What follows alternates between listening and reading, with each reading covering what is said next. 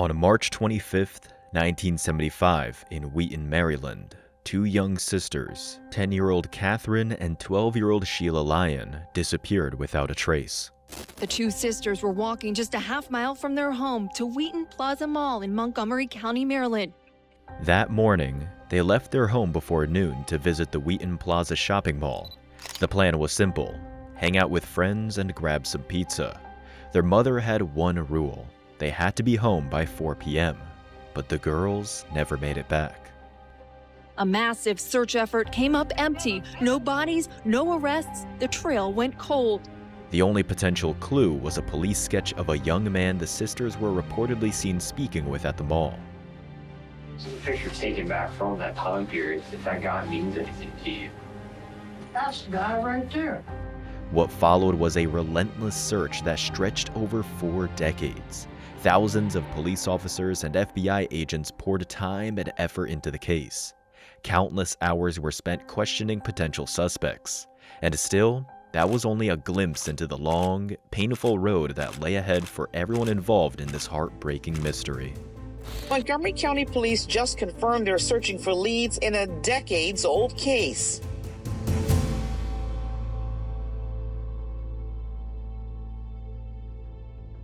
Chris Hamrock has spent many years leading the cold case unit at his local police department.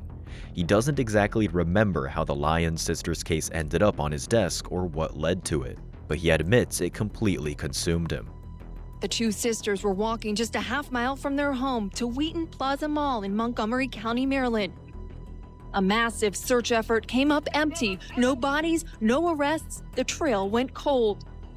Over time, one of the key suspects who has come into focus is Ray Molesky, a man with a long record of arrests for various offenses. Although the authorities never managed to definitively connect him to Catherine and Sheila's disappearance in 1975, among all the registered offenders in Maryland at the time, he was the one who lived closest to the girls. It's known for certain that about a week before the sisters vanished, Ray was spotted just a block or two from the Lyon family home. The catch? Ray passed away in 2010. Still, Chris Hamrock refuses to let the case go. In a way, he is chasing shadows, following leads connected to Ray for 3 years after his death, determined to find the truth. Then one night, Chris hits a breaking point. He knows he can't keep going and that it is time to bring the case to a close. While meticulously sorting through the files, knowing exactly where each document belongs among the 20 boxes of Lyon case materials, he stumbles upon testimony he's never seen before. The statement comes from a teenager named Lloyd Welch, a 6-page report submitted to the Montgomery County Police. In it, he claims to have seen the girls being let out of the mall. On the cover page, investigators have written "lied" because Welch later failed a polygraph test. Still, one detail grabs Chris Hamrock's attention. The man who took the sisters walked with a limp, a description that matches Ray Molesky perfectly. When Hamrock digs into Welch's background, he discovers that tracking him down will not be difficult. Welch has a lengthy criminal record and, most importantly, is currently serving time for one of his offenses in Delaware. Detective Dave from the Dover City Police Department is the first to interview Lloyd Welch.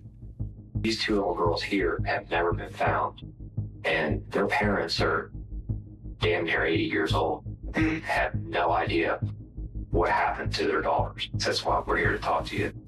Knowing Welch's troubled past and personality, Dave quickly adopts the role of the good cop, careful not to scare him off and hoping to encourage him to talk. I'm asking for work release. Good Lord willing, I'm hoping to be out of here. I don't want to die in prison. I really don't, you know. With Lloyd waiting on parole, time is running out. The detectives are determined not to let him go without getting every bit of information he has. What follows is a rigorous and focused interrogation. Okay, what did you see? I seen a guy put 2 girls in the back of a car. It didn't look right. The way the girls were acting and stuff like that, they looked like they were scared. One of them was crying, and he slammed the door and jumped in and took off. Some of the questions I asked you about the people back then, believe it or not, we have some pictures. You think that'll help jog your memory a little bit? Like I said, it's been over 40 years.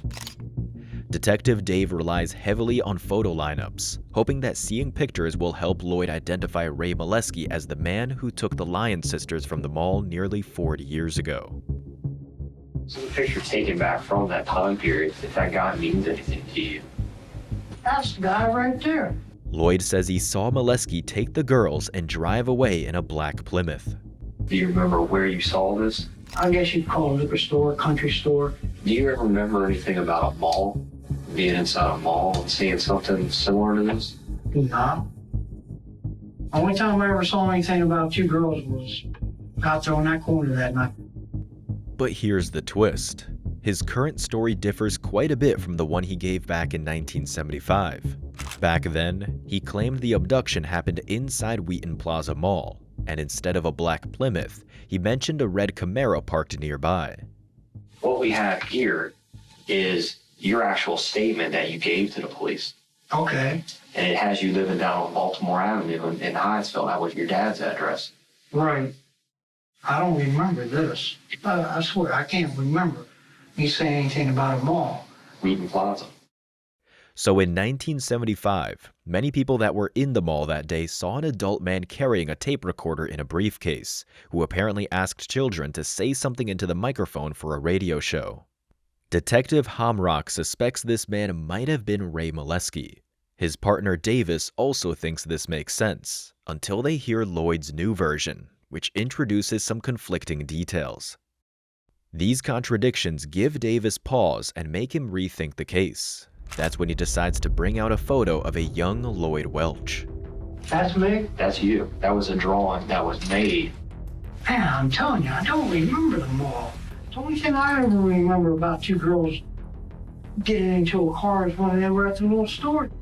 The young man in the police sketch does bear some resemblance to Lloyd from 1977, suggesting that his earlier statements may be closer to the truth. But the real question is, why is he changing his story now? It's clear Welch was involved somehow, but what role did he play? At one point, Detective Dave Davis steps out of the room for a break, leaving Lloyd alone, unaware that what happens next is likely being recorded. Oh, they got me. Oh, they got me. After the break, Lloyd changes his story. He now claims he was at the mall with his girlfriend Helen, and together they saw Ray Molesky carrying a tape recorder. We were at the mall that day, and I did see him in there in a suit with a briefcase, and he was talking to some girls. And we saw him in the parking lot area, and he had them two girls with him. He was putting them in the car, and I told Helen, I said, man, something just ain't right. We got on the bus, we left. I felt for 5 days something was uncomfortable.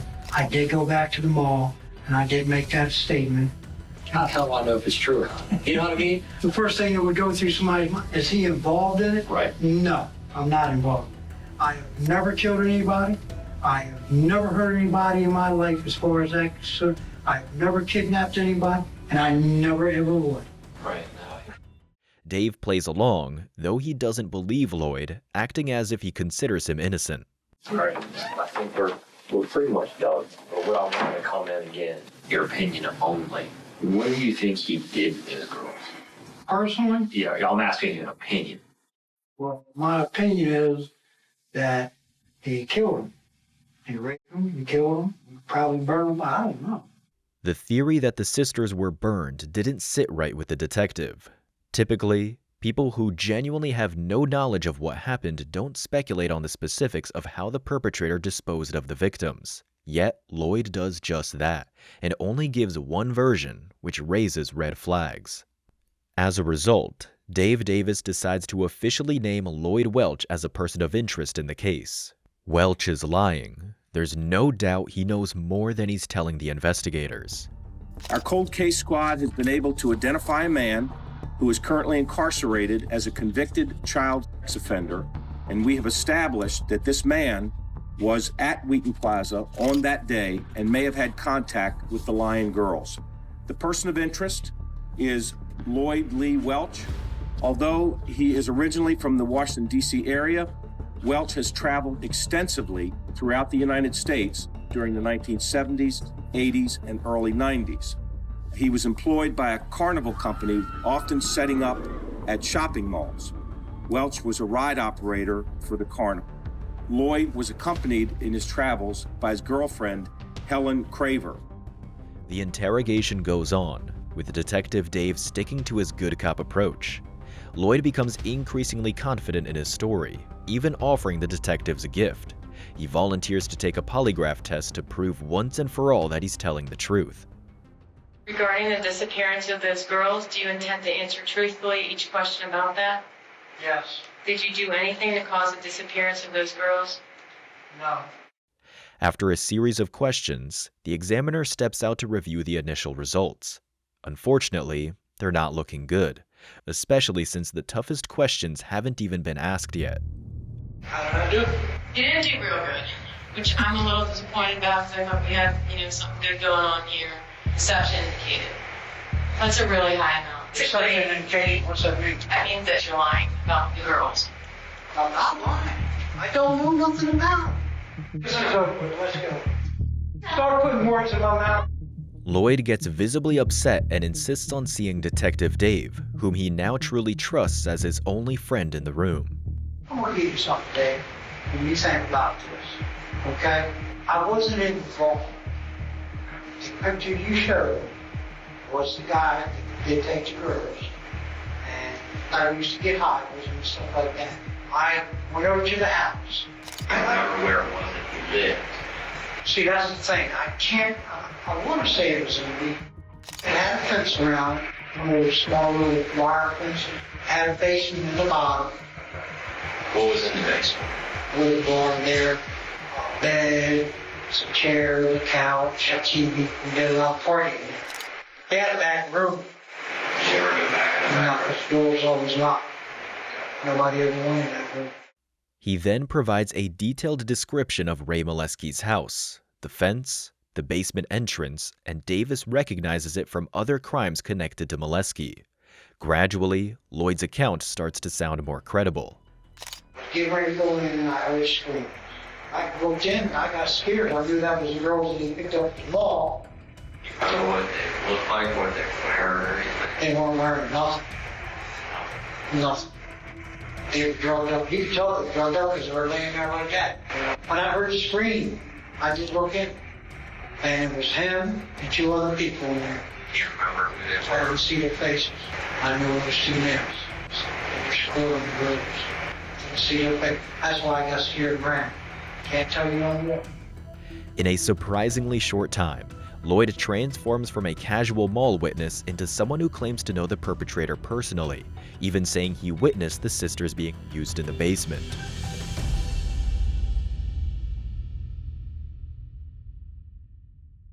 On March 25th, the anniversary of the girls' disappearance, the investigation team resumes questioning, hoping the significance of the date might trigger some emotional reaction from Lloyd Welch, if he has any to give. There's a lot of stuff that you told me that's not true. Believe what you want. I don't care. It's not a matter of believing. I believe what evidence tells me. Charge me or let me go back to myself. But how do you get a pathological liar with no motivation to be honest to finally break? The interview slowly turns into a game, with Lloyd carefully testing what the detectives already know. We found a lot of cases all across Maryland, South Carolina, Florida, that look like they got your name on them. Rapes, girls that have disappeared, girls that were found. We found all this old evidence, all these old fingerprints, DNA stuff that was never asked. There's no solid evidence. Detective Mark Janney, a colleague of Dave Davis, calls Lloyd's bluff, and it pays off. I don't know what happened to those girls, and I don't know where they're at. Can we clarify the last time when Dave talked to you and you said that you saw him at that house naked in the I basement? didn't see two girls at a home. That was true. I ran. I was scared. He knew I saw him. If there was somebody else that was there, you need to tell us who it was. I don't know if the person is still alive or not. And are you afraid of the person? Yeah. How in the hell are they going to get to you in here? It's not me I'm worried about. My sisters and my brothers, my kids. He said he'd find them and he'd kill everybody. Why don't you tell us the person's name and we can make a phone call now and see if that person's alive? My cousin Teddy's still alive. What's his last name? It'd be Teddy Welch. Then another figure comes into focus, someone who is a relative of Lloyd. So what was his role?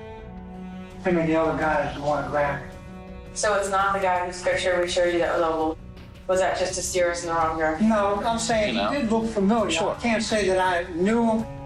Suddenly, Lloyd claims Molesky had nothing to do with it. Instead, the crime was organized by his cousin Teddy and another man. While most people caught in lies get nervous, Lloyd remains completely calm. He simply changes course and begins telling a new version of the story with ease. So if I have this straight, you're at the mall, you see Teddy and this other guy grab these girls. Yeah. What you told us before was true about seeing them get pushed in a car or something? Yeah. It was a Camaro, and it was Ted. I think it was blue. Teddy Welch soon responds to the detective's request to talk. Furious that his cousin is trying to drag him into this disturbing case, Teddy says Lloyd is the black sheep of the family, someone everyone tries to avoid. Obviously, you know what we're doing in terms of our investigation. You're investigating a cousin of mine that you suspected of killing some Lyon's daughters. According to Teddy, even at family gatherings, nobody welcomed Lloyd's presence. They were just waiting for him to leave. Dangerous, volatile, tough, and deviant.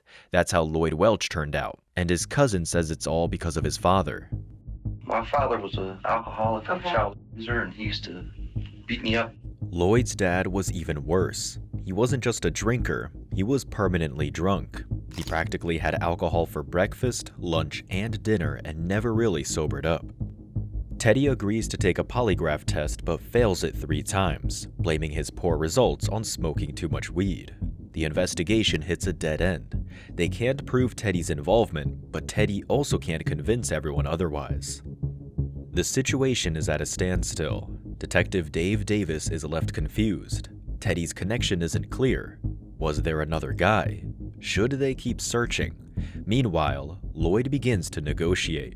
What if I tell you who the other person is, and you go and talk to him, and all of a sudden it's, no, I didn't have nothing to do with it? You've already talked to that person. The person's an ass. Detective Dave takes a risk and bluffs, but it looks like Welch is ready to reveal names on his own. Yeah, Uncle Dickie. Right. That's when a new figure emerges, Richard Welch, known as Uncle Dick or Dickie, as Lloyd calls him. And once again, it's a family member. Teddy got to talking to these 2 girls. Uncle Dick stayed in the car. What kind of car was it? It was a station wagon. It was a Ford, I believe. The 4th car in our story, right? Teddy got him to go outside. We all left.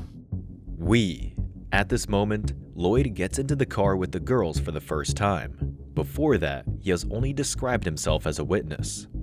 Said the next day you see him in the basement? Next day. Uncle Dickie put the lock on the basement door. You know, nobody could get in there. According to Lloyd, Sheila and Catherine Lyon were held there for about 2 weeks. How did he get rid of them? He just couldn't just open a door and say, go. Hyattsville, Wheaton, Silver Spring back then was pretty populated. I mean, Virginia ain't that far away. You know, we got relatives that live in Virginia. You know, I've stayed with them when I was a kid, growing away from home and stuff. In Virginia? In Thaxton, yeah. While Lloyd faces questioning behind bars, Richard Welch's house, Uncle Dick's residence, is being searched for the first time in nearly 40 years. Richard Allen Welch Sr. was a security guard in Wheaton at the time of the disappearance. He's now over 70 years old and a person of interest in this unsolved case. Police have searched Richard's Hyattsville home at least twice. And authorities strongly believe there are others out there who know what happened. Detective Dave Davis discovers that this family moved to Hyattsville, Maryland, sometime around the 1950s or 60s, having previously lived on Taylor Mountain in West Virginia. The detectives travel there and are greeted by one of Welch's neighbors. I've just seen a lot of cops and stuff coming in and out here, and a lot of private-looking vehicles, but they all were cops. It don't make you feel too good, and you don't know what's going on. When the man asks what they're searching for, the detective bluntly replies, bodies. He then points toward a small cemetery near the mountain's summit, home to about 30 graves of local residents. It's the perfect place to hide someone forever, so remote that even the local police rarely go up there. Could the Lyon sisters be buried somewhere on that mountain? 40 years earlier, the community searched everywhere for the girls. In the town, the forests, and the fields. Divers scoured all the lakes and rivers, but no sign was ever found. Around 100 people take part in this new search, including police officers, FBI agents, and forensic experts. Montgomery County Police just confirmed they're searching for leads in a decades-old case. We know the property was once owned by the family of Lloyd Lee Welch Jr. What do you know about Lloyd? Lloyd, he's a drifter. He would come and go. My mother always told me to stay away from him, so I stood there. Connie Akers, another relative of Lloyd, Uncle Dick, and Teddy Welch, lived in that mountain house as a teenager when the Lyon girls went missing. I do remember Lloyd in 1975 coming to the house with his wife, or whoever she was. She was pregnant. It was warm weather because I remember getting clothes off the clothesline. Around that same time, Helen, Lloyd's girlfriend, was pregnant, so the timeline aligns. My memory just begins, he's there with the bag. It was an army green duffel bag, stuff full. Big enough that you could put one of these girls in? Sure. And it's a duffel bag, like right in the middle of all four of us. Lloyd, Helen, Connie, and her brother Henry, that's the group being talked about. The duffel bag was packed. Lloyd, I remember him opening it up, and it was such a foul smell. And I asked him, why are your clothes so bloody? And he said that they had bought beef. Since Henry Welch, Connie's brother, was likely there too, he might have valuable information. Detectives locate him and bring him in for questioning. Do you know what happened to those kids' bodies? No, I do not know. I wish I knew, I would tell you. Henry, who's just over 50, is very frail and practically dependent on an oxygen tank. Did Lloyd come down here to get rid of those kids' bodies? I don't know what he did. I don't know. What else did you see? Nothing. What else did you hear? Nothing. Still, he surprisingly confirms the story about the bag, though he denies knowing what was inside it. I ain't seen no bodies or nothing. Just that bag, the green duffel bag. That was full of bloody sheets and bodies. It stunk. Connie looked in it, and you were standing right there. For God's sakes, Henry, we're trying to help you. I have not met. Hell no, Connie's wrong. She's telling the pie right there. Oh no, she's going to testify. Oh my God. Right. She's going to testify to it. She's probably testifying right now. Oh my God. Henry and his sister Connie had a long-standing falling out over their family's inheritance, specifically the property on Taylor's Mountain, and haven't spoken in years. Henry and I don't talk anymore. He's disowned me. That detail matters. Despite having no contact, both siblings describe the same thing, seeing Lloyd with a green military-style duffel bag. What was in the bag, Henry? I don't know. No, stop around. I don't know what was in the bag. You're going to get a pass one way or the other. It's either a pass to jail or a pass to walk out of It here. could have been them kids in the bag. What were you told was in the bag? He said it was a dead dog. Bull. He shows up there with a bag with bloody clothes, and you're going to believe it's a dead dog? I didn't look at it, just threw it over in the fire. Your neighbors have told us they remember that fire. We had a big fire burning. Around the same time Lloyd was seen carrying that bag, a fire was burning non-stop on the mountain, reportedly started accidentally by the Welches themselves. Locals who have lived there for years still recall the unbearable stench, so strong it made people nauseous. It was the distinct smell of burning skin and hair. Well, you can see the FBI agents and sheriff's deputies from Bedford County on this hillside now actively digging. Some new leads have brought them to these specific spots. At the charred remains of the old fire pit, investigators find a small, bent piece of wire. Back then, Sheila wore glasses with wire frames. They also uncover pieces of a beaded necklace, just like the one Catherine had on the day she disappeared. Forensic investigators also discover fragments of human bones, the first real physical evidence in the case in 40 years. But when the lab results finally arrive, the team is met with crushing disappointment. The bones have been so badly burned and deteriorated over the years that none can be conclusively tied to the Lyon sisters. There simply isn't enough viable DNA. Once again, the investigation hits a dead end. Still, Dave Davis puts on his signature calm smile and heads back in to talk to Lloyd Welch. Town treasure. Well, look who it is. Now, Dick has these two little kids in his house. Yeah. And I walked in and seen what I seen, and I turned around and walked back out because I didn't want to be involved. I said, we need to go, man. And she said, where are we going to go? Where'd you all go? Just traveling. South Carolina, then Florida. And I don't remember all the other places we went. This time, Dave presses him to admit he traveled to Virginia, something the detective is certain happened. Welch is believed to have taken a bag there filled with bloody rags, and possibly the girls themselves. Is it possible that you and Helen showed up down in Virginia right after this incident just to get away from these family members and this crazy madness that was going on up here? It's a very, very strong possibility that we went there first. We hitchhiked down there. What'd you carry your with? I mean, Duffel bag. do you remember what the bag looked like? It was a green duffel bag. It was my old Army duffel bag. That son of a bitch was packed too. People go to pick that up to help throw it up in the car, and they're like, oh my God. I think you know where I'm going with this. I had bodies in there. Come on. That's where they're going with it.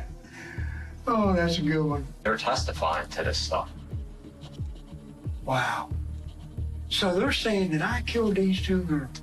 They didn't say you killed them, Or they're saying that you showed up down there. with a duffel bag with Helen that had bodies in it and Henry threw them in the fire. Come on. If he threw them in the fire and there was bodies in there, they stink like bodies. Smell like burning rats. Boy, that's the best one I've heard you. That's what I said. Lloyd quickly realizes he's been backed into a corner and tries to laugh it off, throwing out jokes and deflections. Detective Mark Janney, Dave Davis's partner, steps in next. He's laid out all of Lloyd's conflicting accounts in one place, and what emerges is a tangled web of contradictions and lies. Initially, you say, I was never at Wheaton Plaza. I never talked to any police. I don't remember any of that. I didn't do any of that. Oh, yeah. Okay, that was me. I was there. I do remember seeing this guy putting his girls in a car. One of them was crying. Here's the deal. I went to his house and I saw the girls in the basement crying and naked. And is my cousin Ted still alive? Because he was the one that I saw that day leaving with the girls and some other guy. Okay, yeah, it was Dick that was with us. Dick was driving the car. Connie and Henry both tell the same story about you and Helen showing up down there on the mountain with that duffel bag. That it was bloody, that it smelled like something dead was in it, and then it got burned on that fire. After a brief exchange, Lloyd stands up and tries to leave. I'm ready to go, sir. This conversation's over with. But then, he pauses, turns around, and sits back down. Why? Because even though walking away would be the safer choice, he's curious. He wants to know what the detectives have on him. What's pushing them so hard? First of all, I didn't kill him. Okay. I didn't burn him. I did not do that. I can tell you who did. Okay. Me and Helen, we did hitchhike to Virginia. That night, Dickie came down. It was about 1:30. There was a big old fire going, and I seen Dickie and Henry grab a bag and walk over to the fire and throw it in. Me and Helen, after that, said it was time for us to book out, and we left. What was in that bag, in my mind, was the girls. The investigators sense they're close to breaking through, but Lloyd still isn't telling the whole truth. They're still blaming it all on me. Yeah, they're blaming it on you. Lloyd did it. Lloyd's in It's jail. the easiest thing to do. Sure. Dave keeps playing his part, maintaining the good cop approach, while his partner Mark decides to pull a clever trick. Lloyd's wife Helen has passed away, but what if, in a way, they could bring her back? Helen's diary, that's been my big thing that I'm working on. I never knew she wrote a journal. Well, she didn't, I don't think, when she was with you. It was very clear that you were the love of her life. There was no diary, of course, but since Lloyd and Helen had split up long before her death, he couldn't be certain she hadn't written something incriminating about him. March 23rd, Dick approached me and Teddy. Dick had this plan to go up to the Wheaton Mall, like I said, to pick up a couple girls, party with them, have sex with them. Lloyd then claims he asked the girls if they wanted to smoke some weed, implying that's how he lured them out of the building. And I said, hey, do y'all want to get high? And the older one said, oh, we've never gotten high before. We don't do that. I said, well, try it. Peace and love and rock and roll. The younger one said, no, I don't want to go. And her sister said, oh, come on. You know, I mean, we're just going to get high, you know? So Dick pulls up. The older girl got in the front. I got in the back. The other girl got in the back. I don't know if she was crying or what. I guess it was the next day, the next morning or whatever. Dick and Teddy came over to the house and asked me and Helen if we'd watch two girls, just babysit for a while. We watched them. Helen, she played with them and everything like that. Neither one of them said anything about, hey, are you going to get us back up to the mall or anything like that. We watched them for about 4 or 5 hours. Dick finally came back upstairs. He says Uncle Dick paid Helen to watch the kids, and that was the last time they saw the Lyon sisters.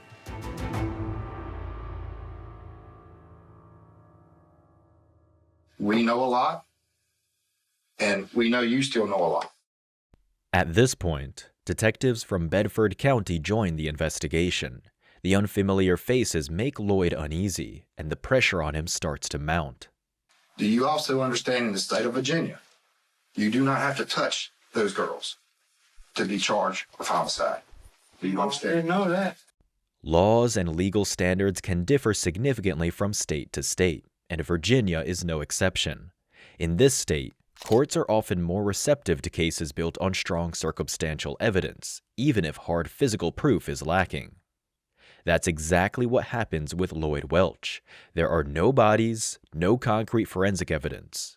But through his own words, he manages to link himself to the disappearance of the Lyon sisters. The fact that they've never been found, even after decades, points to a grim conclusion. And in Virginia, that can be enough to move forward. At this point, the detectives don't need to keep searching or prove every last detail. Lloyd has done most of the work for them, long before a trial even begins. What in the world is going on? You tell me. The last thing I want you to do is admit to something you didn't do. And I'm not. You're not going to do it, and I'm not going to let you do it. The important thing is who killed them and where were they killed. I can give you my suspicions. And I can Give it to me. I mean, that's where we need to start. I honestly think that it was Dickie and Lee. Lee is the name of Lloyd's father and also the brother of Uncle Dick. According to him, his uncle had a favorite fishing spot under a bridge. It may have been more than just a peaceful getaway. It could have been where he got rid of his victims. The day after the interview, Detective Dave decides to check out the spot under the bridge for himself. But the area turns out to be wide open. There are no hidden corners or secluded spaces like Lloyd had described. Once again, it seems Lloyd was trying to mislead the investigation. As Dave is leaving, he notices a house on Baltimore Avenue, the very one where Lee and Lloyd Welch once lived. Thinking he has nothing to lose, Dave stops and knocks on the door. The current owner shows him how to access the basement. When Dave goes downstairs, he can hardly believe his eyes. There's a staircase, small windows, and a room below. It's obvious there used to be a door with a padlock. This means Lloyd was actually describing the basement of his childhood home, where he lived with his father. The detective calls in the forensic team, who spray luminol on the walls. Any spot touched by even a tiny drop of blood lights up with a bright blue glow. Blood is found everywhere, but the corner of the basement's farthest room, the one that was always locked, glows particularly brightly. Just then, new information comes to light. Richard Welch, known as Uncle Dickie, was involved in producing and distributing illegal films at the time. Dave Davis hints to Lloyd that he knows about this. I saw Dickie having sex. Lee was in the basement, and he had a camera. The basement at your old house on Baltimore Avenue. Unfinished. Not Not only is it still there, it doesn't look like it's changed. We went in that basement yesterday and we sprayed it with a chemical and we came out with blood. Point blank. This breaks Lloyd down and makes him more open than he's been in a long time. For the first time in a while, Dave feels like the suspect is actually starting to talk. What did you see? I'm honestly believing one of those girls either tried to get away or something happened to where Dickie lost control. Okay. And him and Lee killed him. I'm honestly thinking that the younger one is the one that tried to get away because she's the one that didn't want to get high. How do you think she was killed? It's not, man. It's written all over your face. Yeah, but okay. I did see Dickie and my dad down in the basement. I saw Lee break her neck, and I saw Dickie start chopping her up. And as they were doing it, Dickie started stuffing body parts into the bag, and Lee started cleaning up blood. Where did it happen? In the basement? In the very far back room. The only thing left to clear up is what happened to Sheila. Lloyd says she was taken to Virginia to continue filming videos. The last time he saw her was at Taylor's Mountain, and she was still alive then. It's out. It's off my chest. I feel 9% better right now. It's a little weight off my shoulders. Lloyd Welch has never fully admitted direct responsibility for the girls' deaths, but ultimately, he's linked himself to every part of this terrible crime. Okay. Yeah, I was in the basement. I seen what happened and like that. I was threatened, multiple threats, that I could be cut up too if I didn't help do what he wanted me to do. Lee and Dick did do the cutting. I helped clean up a little bit, not a lot, because it made me sick to my stomach. They took the bag and put it in the car. They told me to take it down to Virginia, and Henry would be down there waiting with a fire, and to throw the bag on the fire. I don't know what Dickie did with the car after that. I know as soon as I came back, they cleaned it up. Dickie drove off with the car. So who else in the family knows this story? Lee, but he's dead. I guess Henry knows it. I didn't know Connie knew. And I'm 99.9 sure that Patty knows. Dick's wife. Just out of curiosity, why did you bring Teddy into the mall scenario way back when? Scapegoat. In any case, to avoid the death penalty, Lloyd agrees to a plea deal, knowing he will be found guilty no matter what. Tuesday, Welch pled guilty in Bedford to 2 counts of first-degree murder. He spoke in a high, raspy voice and never once looked back at John and Mary Lyon. The judge agreed to a 48-year sentence for each of the girls' deaths. Sheila and Catherine Lyon's parents request privacy, but still step forward to express their gratitude to the detectives. They have treated Sheila and Kate as if they were their own sisters or daughters. It's been a long time, and we're tired, and we just want to go home. Henry Welch, afraid of going to prison, dies from an overdose of his medication, likely not by accident. Lloyd's father, Lee Welch, had died long before the investigation even began. Uncle Dickie was never formally charged in connection with the Lyon sisters, as investigators never found solid evidence linking him to the case. I know I'm going to hell.